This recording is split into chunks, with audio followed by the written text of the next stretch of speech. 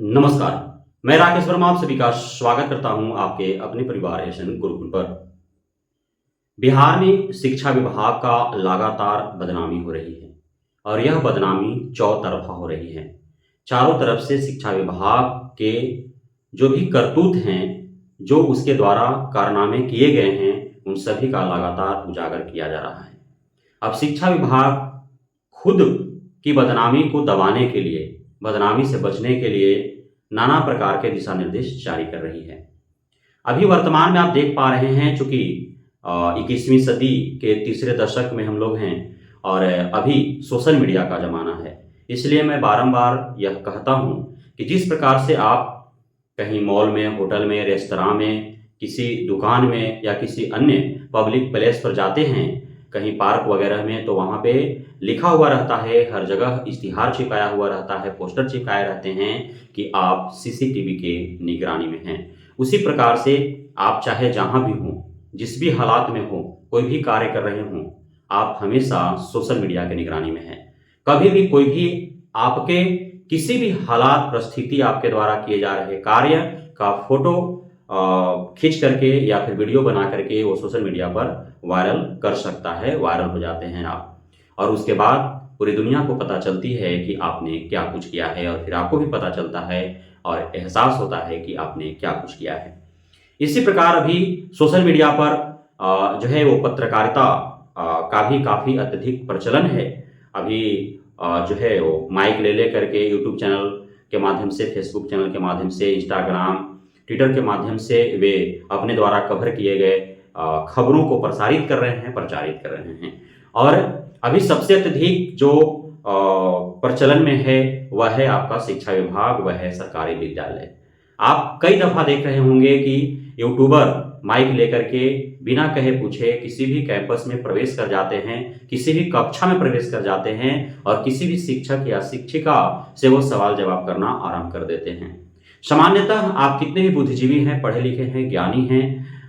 लेकिन यदि एकाएक आपके सामने माइक कर दिया जाए और कोई भी सवाल दाग दिया जाए तो आप भी प्रथम दफ़ा हिचकिचाएंगे, झिझकेंगे कि आखिर इसका जवाब क्या दें।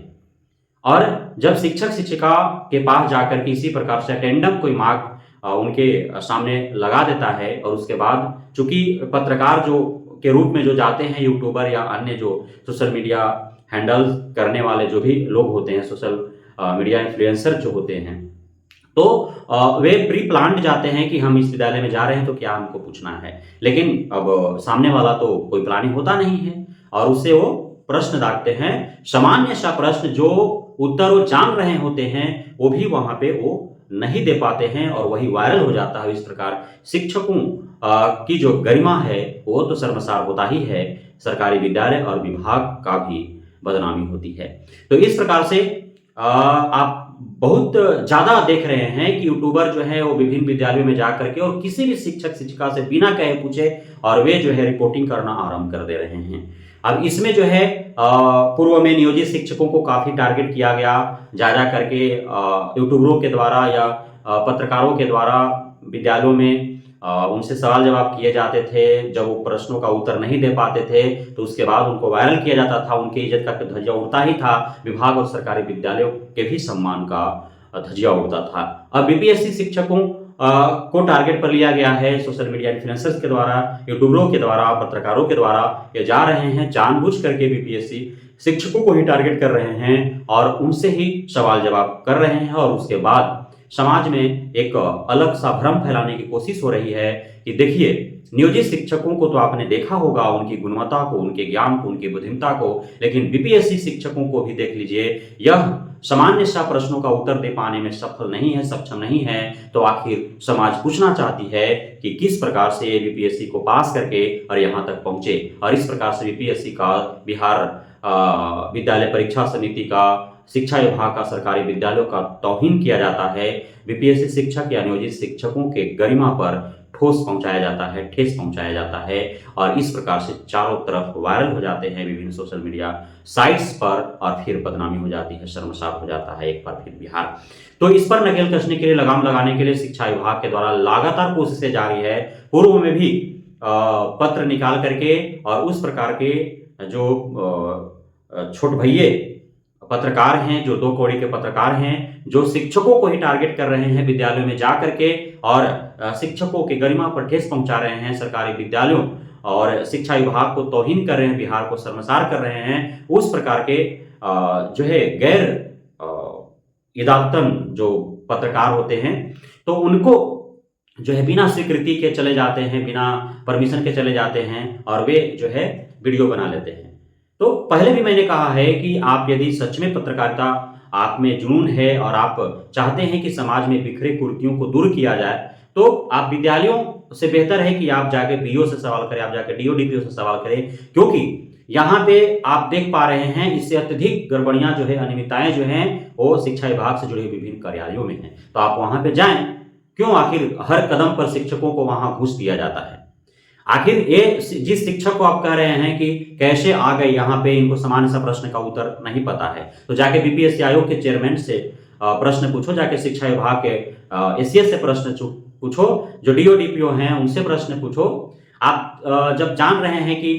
इतने फर्जीवाड़ा हुआ है, इतने जो है अयोग्य और फर्जी शिक्षक बहाल हो चुके हैं, तो उनको तौहीन करने से अच्छा है कि आप जाकर डीओ डीपीओ के मुंह में माइक घुसा करके पूछो कि उनके देखरेख में जो डॉक्यूमेंटेशन हुआ, जो दस्तावेज सत्यापन का कार्य हुआ, आखिर किस प्रकार से हुए कि इतने फर्जी और अयोग्य घूस चुके हैं। शिक्षक शिक्षिकाओं को हर कदम पर जो घूस दिया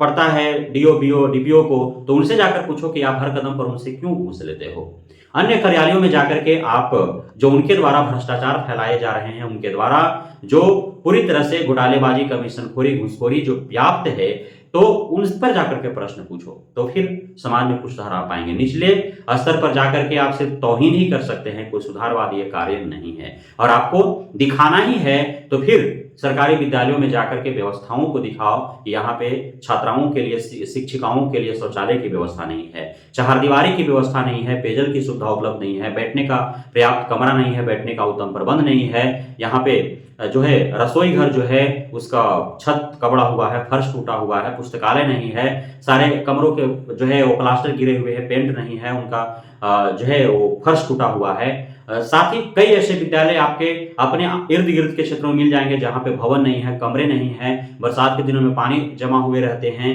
तो तमाम तरह के जो भौतिक असुविधाएं हैं उसके बारे में आप दिखाएं तो बेहतर होगा। तो इस प्रकार जो शिक्षा विभाग के द्वारा पुनः एक बार निर्देश जारी किया गया, इसमें साफ साफ जो छुटभये पत्रकार हैं, जो दो कौड़ी के पत्रकार हैं, जो खुद माइक 700, 800, 1200 रुपया का लेकर के और शिक्षकों के मुंह में घुसेड़ के जो पत्रकारिता दिखाते हैं, बहादुरी दिखाते हैं, तो उन पत्रकारों पर नकेल कसने के लिए और शिक्षा विभाग ने एक बार पुनः जो है पत्र निकाला है और साथ ही निर्देशित किया है कि आप विद्यालय में बेशक जाएं, विद्यालय के सुविधाओं को दिखाएं और विद्यालय के बारे में जो भी आपको बात करना है वो आप प्रधानाध्यापक से परमिशन लेकर के, अपॉइंटमेंट लेकर के, यदि प्रधानाध्यापक चाहते हैं आपसे बात करना तो आप उनसे बात करें और उससे आप प्रसारित करें, किसी प्रकार कोई समस्या नहीं है। लेकिन आप कक्षा चल रही है, कक्षा में जो है शिक्षक या शिक्षिका हैं और कक्षा में आप घुस करके